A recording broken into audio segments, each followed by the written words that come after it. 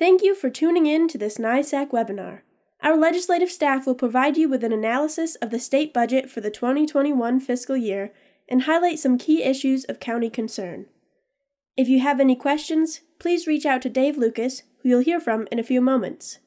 His contact information will be provided at the end of the webinar. Hi, this is Dave Lucas. I'm the Director of Finance and Intergovernmental Affairs with NYSAC. The state budget for 2020-2021 is a very challenging budget time, very uncertain times. We have a budget before us that is complete in a way, but at the same time, it is not complete just because there's so many unknowns right now. Clearly, dealing with a worldwide pandemic complicates forecasting in a number of ways. First, we need to respond to the virus, and then secondly, we need to figure out how to restart our economy after the fact, because responding to the virus requires us to do a lot of social distancing and shut down large sections of the economy. So one of the key factors the state budget utilizes to deal with all of this uncertainty is to provide quite a bit of unilateral authority to the governor to adjust spending levels based on the available revenues they are forecasting during the year. They're also going to utilize extensively more borrowing, temporary borrowing. They did delay their state income tax collection period from April to June. So normal cash flow that would be coming in the early part of the year is not going to be there. So they're doing additional borrowing. They're going to draw down on extraordinary federal aid with the hope for more to come. For counties, the top budget priority was maintaining local Medicaid caps. That was achieved, but at a cost probably related to mid-year budget cuts, state reimbursement delays, and the diversion of even more county sales tax to be used for state spending purposes. One of the most difficult things to measure is the economic ramifications of the pandemic. We just simply don't know how the virus is going to respond in our communities. We don't know how long we need to shut down the economy. We don't know how difficult or easy it will be to restart the economy when the time comes.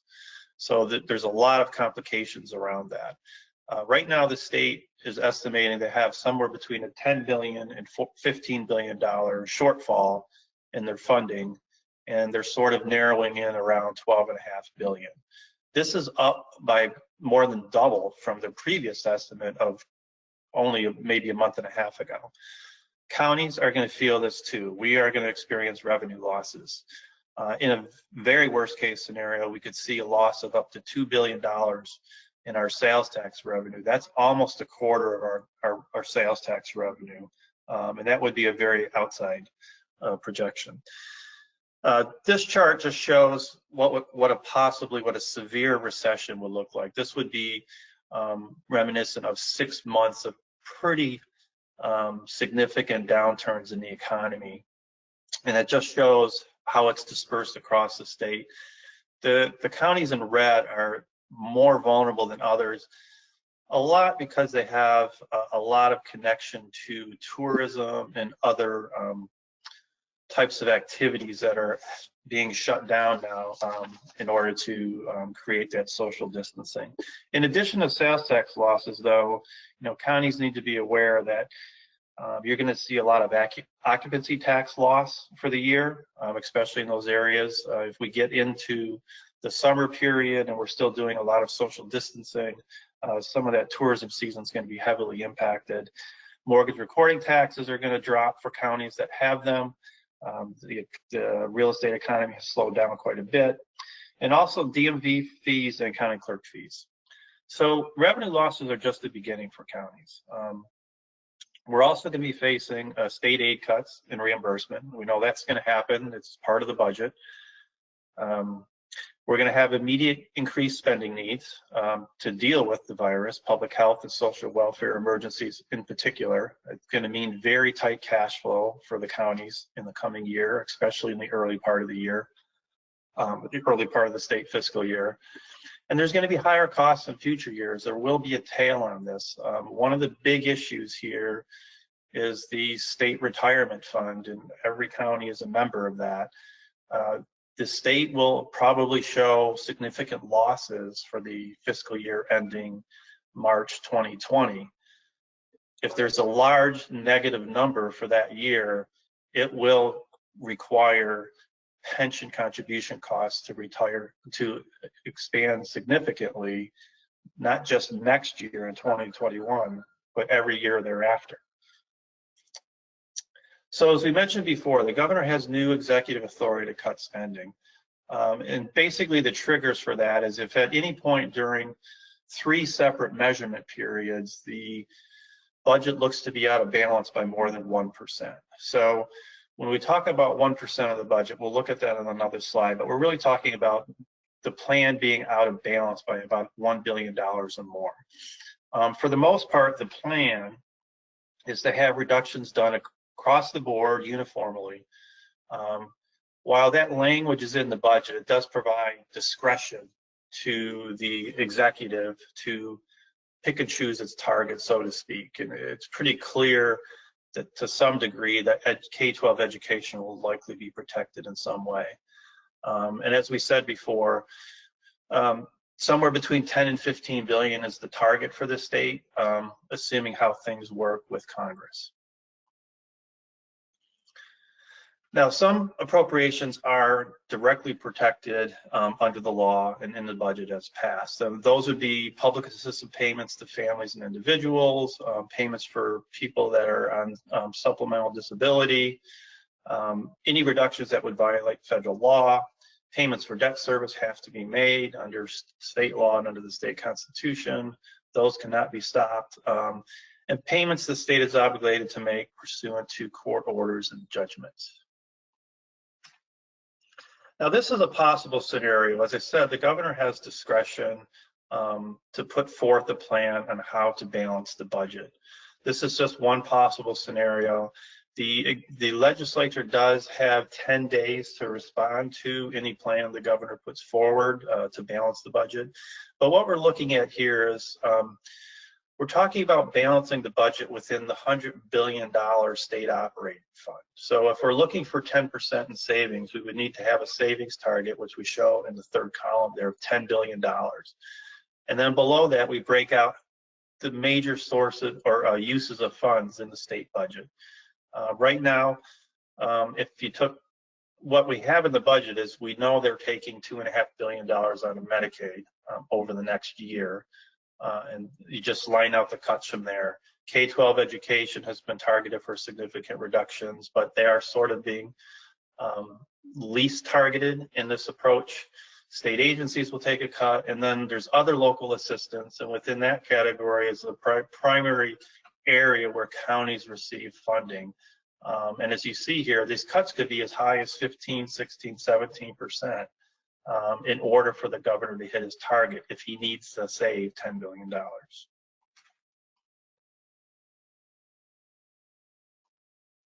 Now, what would this mean for counties directly? We don't know exactly how he's going to pick and choose which categories to reduce. As I said, he has some discretion there, but to look at it in the most recently, for the most recent year where we have data, counties received about $3.1 billion in state reimbursement in 2008. This is about just over 12% of total county revenues in that year. And for a typical county, it was about 15%, but there's a pretty wide range there, and from 7% to all the way up to 26% of a county's resources came from the state. If the executive followed the chart of the preceding page, it would be about $460 million in lost state reimbursement or aid for counties. Now, some of these cuts could be fully or partially restored under the following circumstances. First, if it turns out that state operating funds tax receipts are 98% of what was budgeted through February 28th, 2021, there could be a restoration. One of the problems with this is they won't know what their revenues look like until February of next year. So he's going to have to implement cuts during the 2020 calendar year. Once the cuts are implemented, from a county budget perspective, the funds are lost. There's really no way to get them back. The other relief could come in the form of additional federal aid. The governor has been seeking quite a bit of extra aid. He's been very vocal about it. Counties have been very vocal about it as well. There has to be some federal assistance to replace lost revenues. The other thing, there's sort of two triggers here for the state. The federal aid needs to be big enough so that the budget director is comfortable that it fills the void in the general fund in 2021, and also to make sure he has sufficient revenues to get through 2021-22 state fiscal year. So he also has to be, or the budget director has to also make sure that any reserve funds are fully replenished to the point they were at the beginning of the state fiscal year, and that we have sufficient funds for the start of the next year. Again, we had mentioned the state is increasing bonding authority significantly to help get through the short term. They're increased those of bonding accounts by almost $14 billion. There's also significant areas of open appropriation to receive federal funds. Now, these first two accounts here, there's a $25 billion special emergency appropriation and another $4 billion fund. These are dollars that would come into the state that would be spent directly by the state in response to the pandemic. At this time, none of that money, or very little of that $29 billion, would be available for revenue replacement. There are some funds that are out there that would provide direct fiscal relief. The first part of that is an increase in the federal medical assistance percentage of 6.2%. If that continues for about a year, the state could see about anywhere from $4 to $5 billion of direct fiscal relief from that. And counties would have a portion of that funding as well for fiscal relief, because we are part of the payers for Medicaid. In addition, there was $1 billion in additional education aid provided in one of the prior federal stimulus bills that was used as direct fiscal relief in the state budget now. In addition to that, there was funding provided in the CARES Act, which was the third stimulus bill. They're working on a fourth one at this time, but there was additional funding provided to states and localities there, but it only provided funding to municipalities and state. Every state gets money, and municipalities in excess of 500,000 will be able to draw down some of this federal funding.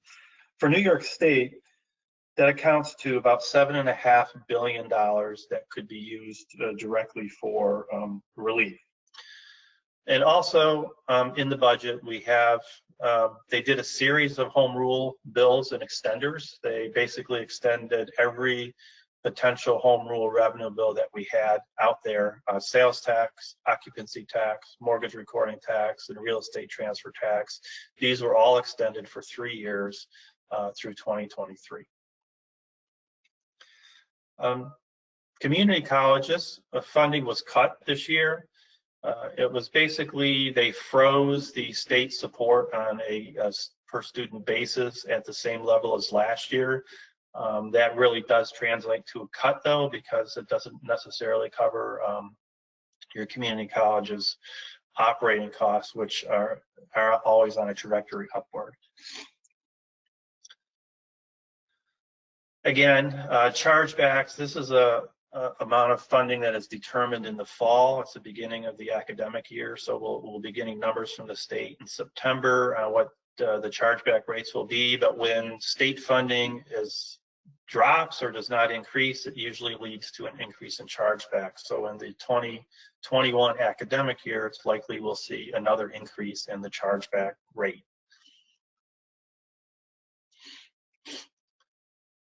In the Medicaid budget, we did preserve the current Medicaid growth caps from 2005 and 2012, which is very positive outcome in the budget.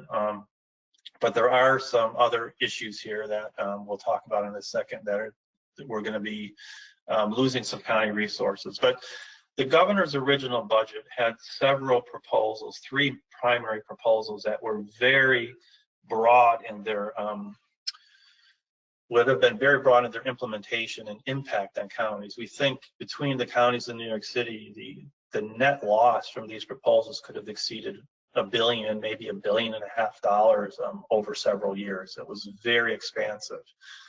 In general, they would have required every county to stay under the 2% property tax cap, or you would lose your Medicaid cap protections, your cost protections.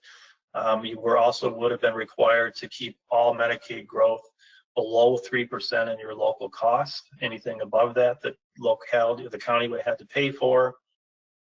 And the governor was proposing to sweep a lot of enhanced federal Medicaid funds that are available to counties under the Affordable Care Act. Combined, it was a pretty big blow in the budget financially. So that was turned back. The legislature was not supportive of that. And at the end, there still was some draw from the counties in New York City. They've created a state distressed hospital and nursing home pool, which will be funded at $250 million annually for the next 2 years, $50 million in county resources and $200 million from the city. And the funds will come into the state through a diversion of county and New York City income tax. The budget also includes a variety of Medicaid redesign team proposals. This would be part 2 of that initiative. And the savings in 2021 are $2.2 billion and $2.7 billion in state fiscal year 2022.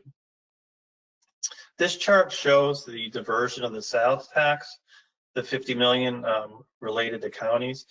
This funding is scheduled to be withdrawn down in the law. Not the $50 million for the first year will not be drawn down from counties until January of 2021. And then for the rest of that year, there will be quarterly reductions. Part of the reason they did this is these 2020 county budgets are already set. We're partway into the year. They did not want to add additional burden on the counties in the current fiscal year. The problem with this is it basically doubles the impact in calendar year 2021 because they're drawing the entire $50 million for the current year and then another 3/4 of that $50 million in 2021. So it'll be a pretty big impact in 2021 for counties. And this is just a breakdown by county.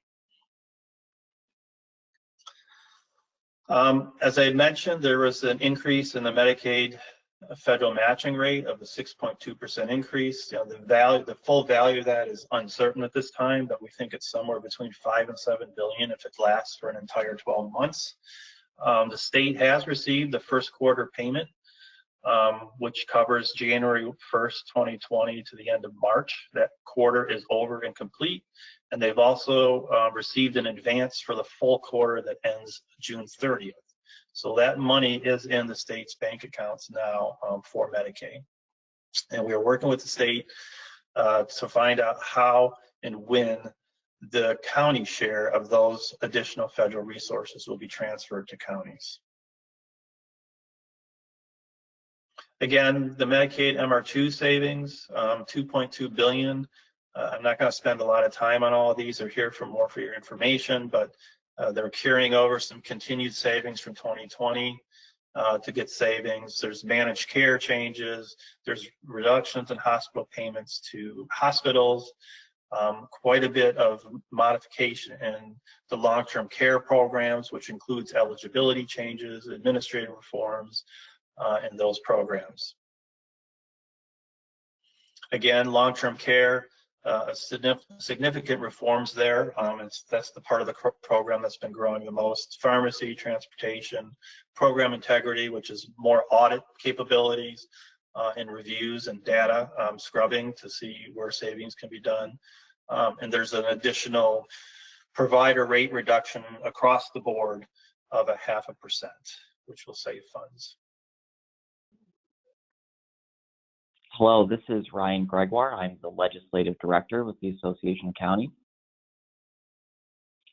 Okay, Dave just mentioned that the enacted state budget includes authorization to accept federal funds that Congress has appropriated through prior stimulus packages. And we assume that there'll be additional stimulus packages to come. With that, the enacted state budget includes $200 million in federal stimulus funding for additional child care needs.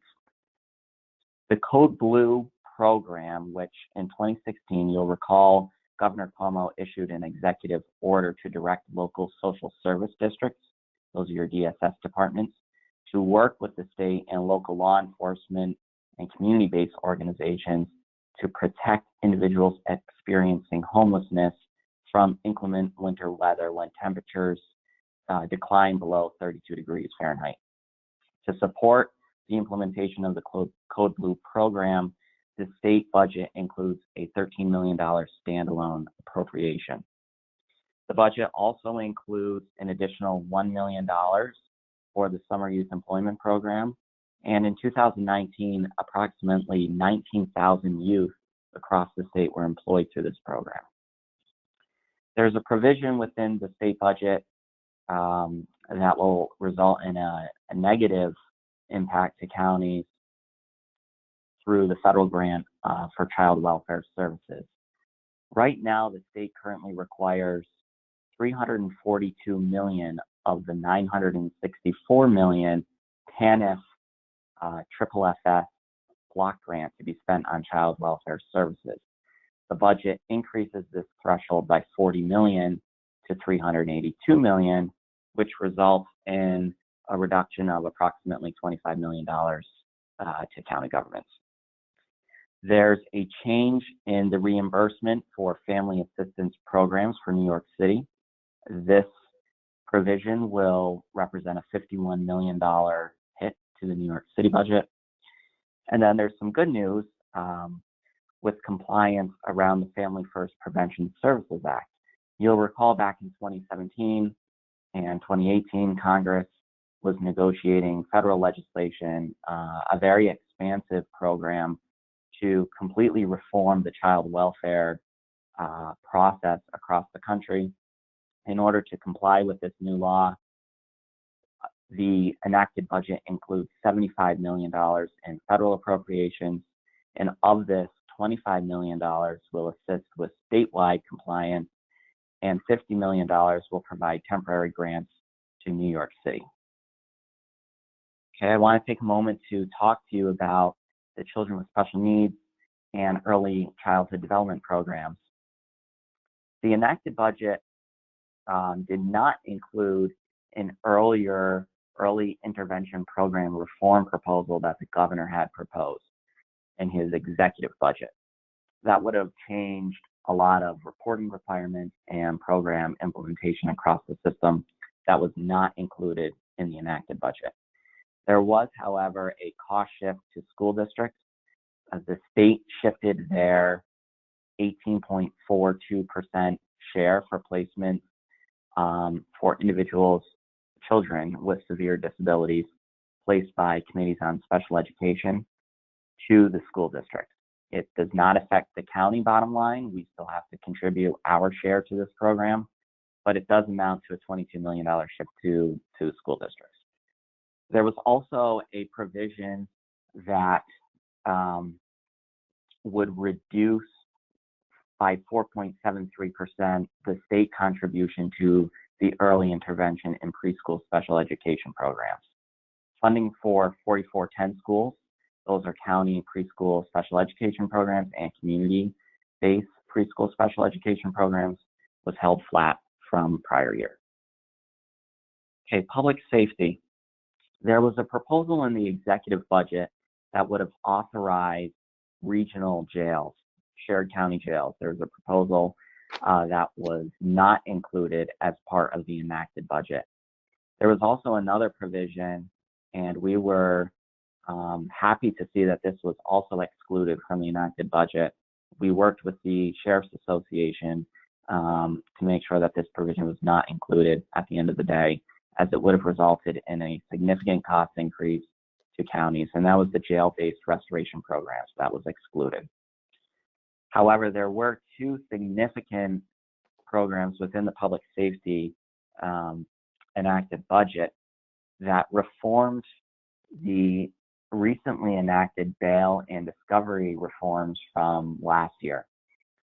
On the bail reform side, there were a list of crimes that are now eligible for monetary bail. And I'm not going to go through all of them, but they're pretty significant. They also included a provision that allows counties to contract with private for-profit entities to provide electronic monitoring services. This was an issue that your probation directors and NYSAC had worked on extensively over the last few months. We were happy to see that there was statutory language included to loosen up some of those restrictions, which will allow counties to continue their existing relationships with respect to electronic monitoring. And then as far as judicial discretion, you probably saw in the newspapers over the last few months significant discussion around this issue. This was a hotly debated problem or issue in Albany. Some folks wanted to allow for increased judicial discretion to allow a judge to consider bail if they believe that the defendant may be a danger to society. This was not included in the adopted budget.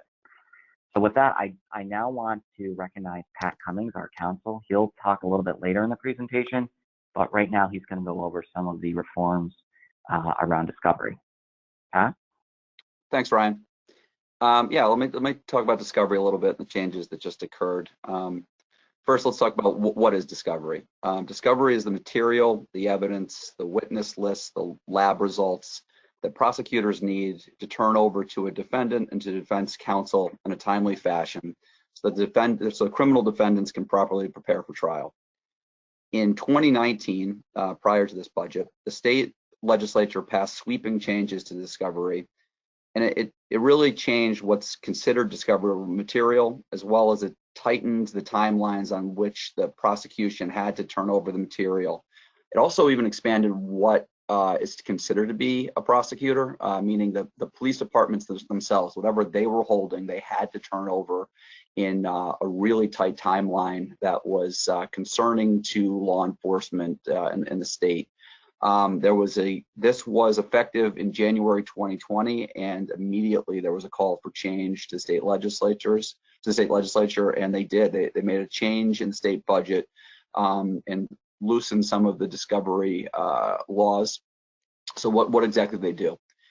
They changed the timeline for most criminal cases. The timeline now, when a defendant is in custody, the prosecution must meet its discovery obligations within 20 days of arraignment. That's extended. If the defendant's not in custody, if they're out on bail or not within the jail, the prosecution has 35 days from arraignment. Another big change within discovery was dealing with traffic tickets. There was a concern with the grays of the law of in 2019 that did this mean on any kind of traffic ticket whatsoever, did towns and cities and counties that prosecute traffic tickets, they have to turn over anything prior to a plea? Do they have to, from 15 days of when you got the traffic ticket, the way some interpreted the law, did we have to turn over everything the police had at that point, which would have been logistically very difficult to do. So they made a change on that, and now it is the prosecution needs to turn over traffic information within 15 days of trial, as opposed to 15 days of when the ticket was given out. So this really puts it back into the way the system was previously in a lot of ways, in that the vast majority of tickets get pled out, and so don't even have to, the 15 days before trial won't apply to most tickets. There's also changes on allowing for prosecution to withhold some information now to protect witnesses, right up until the day of trial now in a lot of cases. Sometimes this is going to be a case by case, I believe. 911 caller identity information can be withheld from at least automatic discovery. as well as matters dealing with either sex trafficking or gang-related activity. Prosecutors will have some flexibility on protecting witness lists on these kind of trials. And actually, it's within 15 days of trial that that list would need to be turned over. One other change that I think it was that counties would be interested in or happy to hear about is discoverable material will not include lab results that aren't finished yet. Scientific tests, experiments, these have to, the clock doesn't start ticking on turning that over from the time of arraignment on this. It's actually when they become available. So a lot of times, a lot of lab results can take months to get completed, and so the clock changed with these new changes to allow for flexibility to at least allow these to be finished before the clock starts on when the prosecution needs to turn it over. So there were definitely some wins that the counties and DAs got as far with flexibility and potentially even cost savings with discovery and the changes that occurred. Thanks, Pat, for that recap. I now want to turn our attention to elections. The enacted budget did not include any new funding for early voting implementation. It does reappropriate funds from both capital and operating assistance from last year, but it does not include any new funding for implementation this year. There was a provision included in last year's budget to allow for more time off to vote. The enacted budget this year clarified that provision, and this part of the budget reduced the paid time off from 3 hours to 2 hours. And in addition, if an employee has 4 consecutive hours at either the beginning or end of his or her shift, that is deemed sufficient time to vote, and you do not have to approve them additional time to cast their ballot. There was also a provision included in this year's budget for public financing of campaigns. This pertains only to statewide offices, and it takes effect on the November 9th of 2022, which would be for participants in the primary and general elections being held in 2024. So I won't go into detail on that. You can review more information in our impact report on our website. All right, under veterans, there was a couple things here that I wanted to take a moment and mention to you. There was an expansion of the affordable housing and support services for homeless veterans. The enacted budget this year includes $5 million to expand permanent supportive housing for homeless veterans through the Homeless Housing Assistance Program, HHAP. Homes and Community Renewal will also designate housing opportunities within their affordable housing developments so that homeless veterans in receipt of rental subsidies and federal vouchers can more readily access affordable housing. OTDA will work with the Division of Veteran Services and local veteran service agencies, as well as DFS departments, to ensure temporary housing is available for these veterans. There was also an extension of the Hire a Vet tax credit for an additional year, so that's good news. And then on the Joseph P. Dwyer Veteran Peer-to-Peer Program, there was a little bit of confusion on this, so I want to take a moment to talk with folks. The enacted budget included $2.487 million, which is $1.8 million less than last year. All programs were decreased by half, and we'll go to a chart that shows your allocations. And I want to just make a note, there's 2 counties, Sullivan and Ulster. You'll see the asterisk next to those counties. Those were new programs that were added this year. So it's not a full 50% reduction in appropriation because there was those 2 new programs added. The budget does reappropriate funds that were not spent last year, so that's good news. There was quite a bit of money that was left over from last year, so that will still be available for counties to spend down in addition to the allocations that you see here on this table. And then lastly, I just want to talk a moment about aging services. Last year we talked about this. There was a new $15 million appropriation for expanded ISIP services. This budget reappropriates remaining funds from last year, and it also includes an additional round of $15 million to support enhanced ISIP services. So you're probably asking, what is an ISIP service? Just real quick, ISIP is a state program that provides older Americans through your AAA or Office for the Aging. They're the department that administers this funding stream. And it allows older Americans who are eligible to receive what's called personal care assistance. So if a senior needs help getting groceries, cleaning the house, taking care of themselves, even taking care of a pet, they can receive these services through the area Office of Aging. So that's good news. There's an additional $15 million and the typical 25% local maintenance of effort. So typically your county has to shell out 25% to match this program, this state program. That has been exempt from this funding. So it's 100% state funding, which is a great benefit for counties. So with that, I will now turn the presentation over to Alex LaMonte. Thank you, Ryan. My name is Alex LaMonte, and I'm a Legislative and Policy Coordinator for NYSAC. I'm going to cover the Article 7 legislation and appropriations related to agriculture, public health, economic development, education, and the environment. And to begin with agriculture, the enacted budget includes $31.2 million in local agriculture assistance.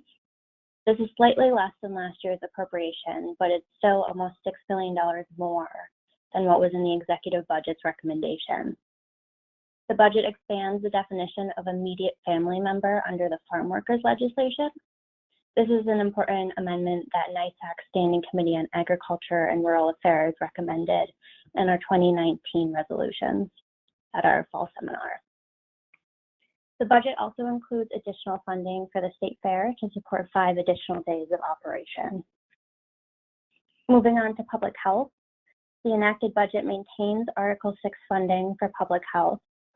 You may notice that the total appropriation is lower than last year's appropriation. This is reflective of last year's cuts to New York City, which were not restored. The budget also contains a host of tobacco control policies, which are designed to reduce the rate of vaping among teens and young adults. This includes a ban on flavored vape products, increased fines for retailers that sell tobacco to people under the age of 21, and a prohibition on advertisements near schools. The budget also includes more funding for economic development consistent with previous year's appropriation.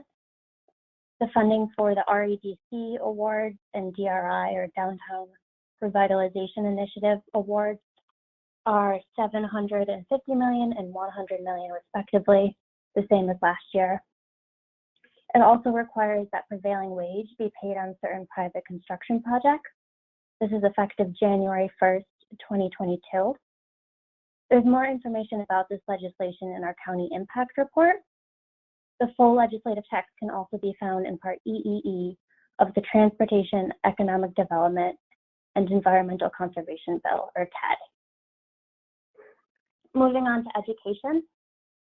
The budget reduces general fund support for K-12 education by $400 million compared to the executive budget.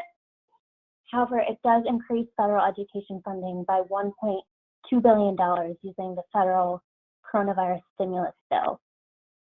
In the end, the enacted budget includes $850 more in K-12 education than the executive budget's recommendations. The last budget category I'd like to talk about is energy and the environment. The enacted budget includes $3 billion for the Restore Mother Nature Bond Act. This legislation will need to be approved by voters in November before it becomes effective. However, if it is approved, it will include money for flood risk reduction projects, open space land conservation and recreation, climate change mitigation, and water quality improvement projects. The budget includes funding for clean water infrastructure and the EPF at $500 million and $300 million respectively. There's also 2 notable pieces of Article 7 legislation. The first is a ban on styrofoam containers and packing peanuts. This is effective January 1st, 2022. The second piece of legislation is called the Accelerated Renewable Energy Growth and Community Benefit Act. This would create a new renewable energy siting process, or rather it will create a new renewable energy siting process for major renewable energy facilities within the Department of State. The enacted budget legislation is an improvement on the governor's proposal in a few ways. First, it omits the proposal to put NYSERDA in charge of negotiating pilots. It also rejects the language to put NYSERDA in charge of setting a discount rate for valuing real property. There's also a new requirement that municipalities be notified when an application is submitted to the Department of State. More information about this particular piece of legislation is available in our Budget Impact Report or Part JJJ of the TED bill. Now I'd like to turn it over to Pat Cummings. Thanks, Alex. Hi, I'm Pat Cummings. I'm counsel with NYSAC. I'm going to go over a few different issues that are budget related, and let's first start with casino gaming and how that impacted counties and changes that happened within gaming across the state this year through the budget. Heading into 2020, the discussion on major state gaming impacts really centered on the rumor that legislation was going to be introduced to allow for a casino to be operated in New York City. Many experts thought this would be included. Ultimately, it wasn't included, but a lot of counties were watching and seeing if this was going to happen, mostly because the revenue that's obtained from a lot of the upstate casinos is made directly from downstate traffic. So any casino that's put in downstate could impact revenue in upstate and revenue that comes to counties upstate. I still think that this is going to be an item to watch for in the future, although this wasn't included in the budget. I think, whether it be the rest of session this year or next year, this issue will pop back up. But like a lot of things going forward, I also think that the COVID crisis and how we respond to that and new issues on how we're going to handle social gathering, I think that's going to really impact casinos in particular, and then even potentially change what the value is for any kind of new downstate casino coming in. And that's going to also potentially impact the timeline of when that comes in. Another rumor going into 2020 as far as with gaming was the possibility of online phone apps or phone apps used for sports betting. This ultimately also was not included in the budget this year. The budget did include some flexibility for casinos dealing with sports betting, and that was where one can place a sports wager within the casino. So not an app, but the actual physical location within a casino of where one can bet is now it can be anywhere the casino wants within the building, as opposed to previously it was only allowed in a designated sports lounge within the casino. This is another issue though, getting back to the app betting or the online mobile betting. I predict this is going to be an issue at least brought up. It will be passed, who knows, but I think you're going to see legislation pushing this. Again, look at talking about the COVID crisis and how we're going to deal with social distancing. I could see casinos pushing for legislation to allow for mobile betting going forward. So we'll watch that. We'll try to make sure that we're pushing for counties to continue getting revenue if and when that opens up. There's always the debate on that issue on the mobile app, if that's going to be done with just straight legislation or will that take a state constitutional amendment. Legal experts are split really on that. But again, we'll watch for that going forward. One place that counties did get a big win dealing with the gaming world, and that was the governor proposed in his budget to eliminate VLT aid, video lottery terminal aid. That impacted 8 counties that annually get this aid, and many more municipalities. It's to the tune of 9.3 million. It would have been a sweep that the governor was looking to take, and counties fought back hard on this. NYSAC pushed hard against this, and it was ultimately was a win for us in that the final budget did not include that. So that money should be going back to the counties and the municipalities that were impacted by that potential change. Let's talk about indigent legal services. As you know, counties provide public criminal defense services to the public. This year, counties got within the budget another increase of $50 million for expanded service purposes. This is the third year in a row that the counties have gotten a $50 million increase for expanded services.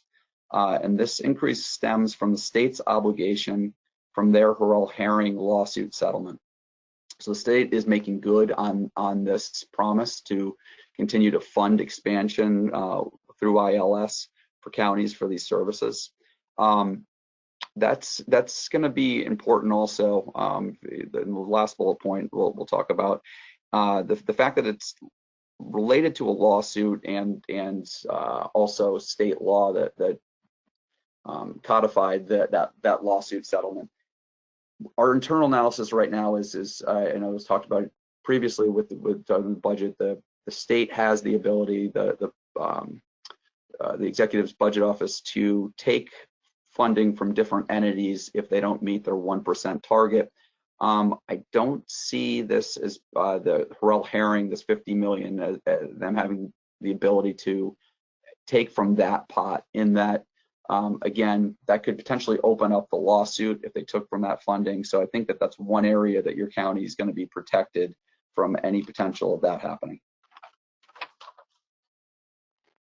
A couple items that weren't in the budget, but I want you to be aware, because I know they always come up within the budget. We push for them, and unfortunately, these were not included this year. And the first one's dealing with judgment interest rates. And when I say not included, didn't make the final version. The governor always includes, at least traditionally the past few years, to change judgment interest rates, and we support that heavily. And unfortunately, it hasn't been passed. So what is judgment interest rates? It's a law really stemming from the late 70s that locked in interest rates on any appeal that one would have in a lawsuit.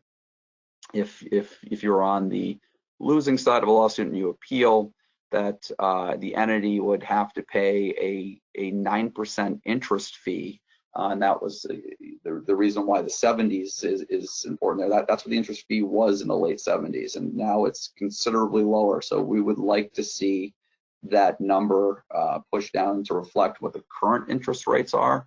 As you know, counties and the state, and I think this is why it's in the governor's interest as well, we're typically on the other side of lawsuits. We're usually the ones getting sued, not suing. So having a more reasonable interest rate will help us have flexibility to appeal any kind of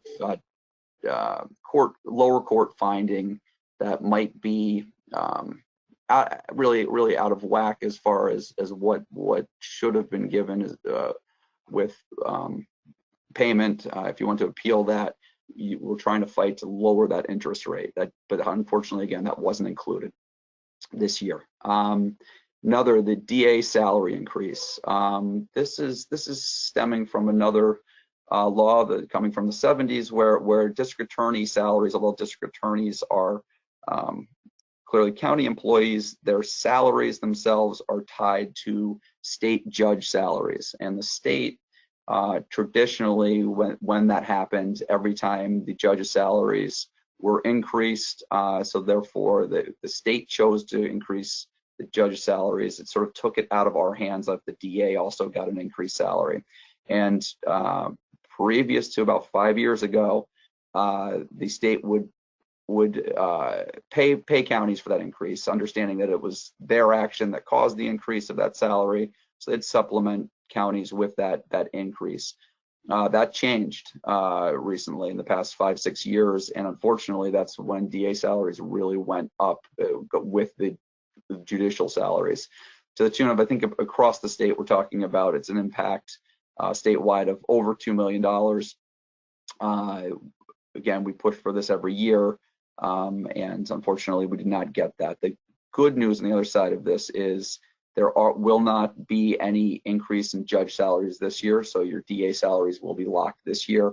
And from what we're hearing, the COLA increase as well will be frozen at the current salary. So again, we don't anticipate for budgeting purposes for your county any need for increase to your DA salary.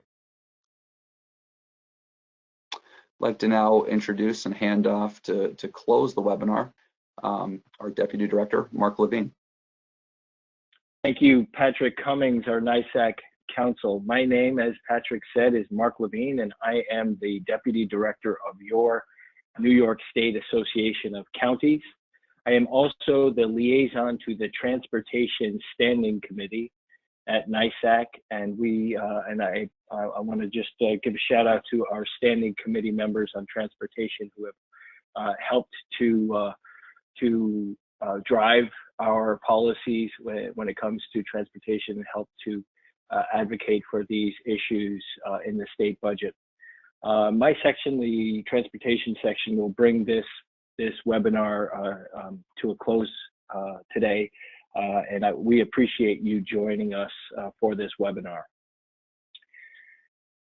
So I want to talk about first the increase in the Consolidated Local Street and Highway Improvement Program competitive bidding threshold. This is a program that that NYSAC has advocated for 2 years now, and we are pleased that the legislature and the governor agreed to raise the threshold from $250,000 to $350,000 a year.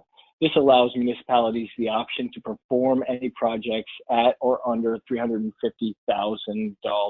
with their own workforce, rather than bidding out the contract competitively. This new threshold allows municipalities more flexibility and control in the way they complete local street, highway, and bridge projects. The budget also continues Governor Cuomo's record multi-year commitment to funding local road and bridge projects through the Road and Bridge programs. The funding for the Consolidated Highway Improvement Program, or CHIPS, and the Marcaselli program is maintained at last year's level of $477 million. The Extreme Winter Recovery Program, which has been added by the legislature every year for the last several years, was added again this year by the state legislature. We appreciate their addition. This helps municipalities complete road and bridge projects after the winter months in the Northeast hammer our asphalt and roads and bridges. So that's at $65 million in addition to the regular CHIPS program. The enacted budget provides another $100 million for a second round of funding for the Upstate Airport Economic Development and Revitalization Program. This funding supports enhancements to safety and economic development, improves airport operations and access, and reduces environmental impact, creates better passenger experiences at our airports across upstate New York. The budget also legalizes e-bikes and e-scooters for persons 16 years of age or older. Cities, towns, and villages may, by local law or ordinance, regulate the time, place, and manner of operations of e-bikes and e-scooters, including but not limited to maximum speed, helmet requirements, and reflective clothing requirements. They may also limit or prohibit entirely the use of e-bikes or e-scooters within the city, town, or village, provided that adequate signage is visibly posted outside the boundaries of those prohibited areas. In some areas of the state, cities, towns, and villages, for example, within Nassau and Suffolk counties, and villages and towns within Westchester County, they can regulate time, place, and manner only after the adoption of a local law or ordinance by their county. The enacted budget provides $236 million in operating support for upstate transit and a 4% increase over last year, and $405 million for downstate systems, representing a year-to-year increase of 16%. So what does that mean? Operating aid for downstate non-MTA transit systems grew $55.2 million over last year's allocation. Nassau County Long Island Bus will receive an additional $12.1 million for a total of $86.5 million in this year's budget.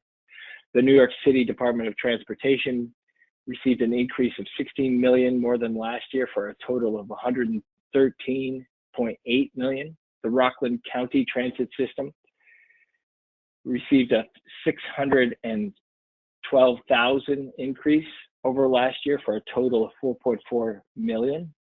The Staten Island Ferry received a $6 million increase over last year for a total of $42.6 million.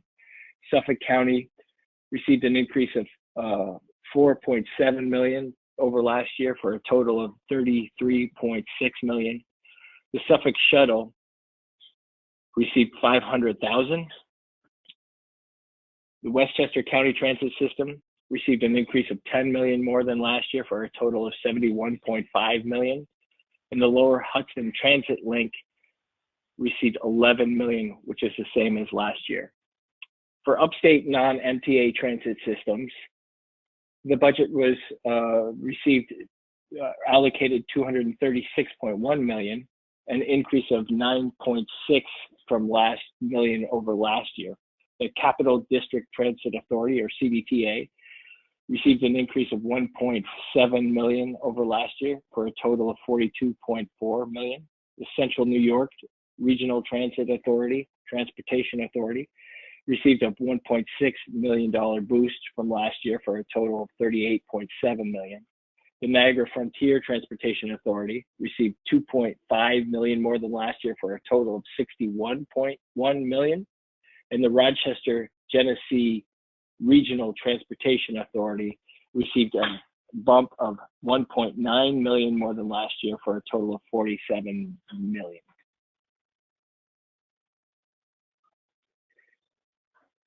This will conclude our 2020-2021 state budget analysis webinar. It goes without saying that this has been a very challenging budget development process. I want to thank each and every member of our NYSAC Legislative Team who spoke here this morning for the tireless work in advocating with our county officials through the standing committees and through our lobbying days throughout this budget process from January to April.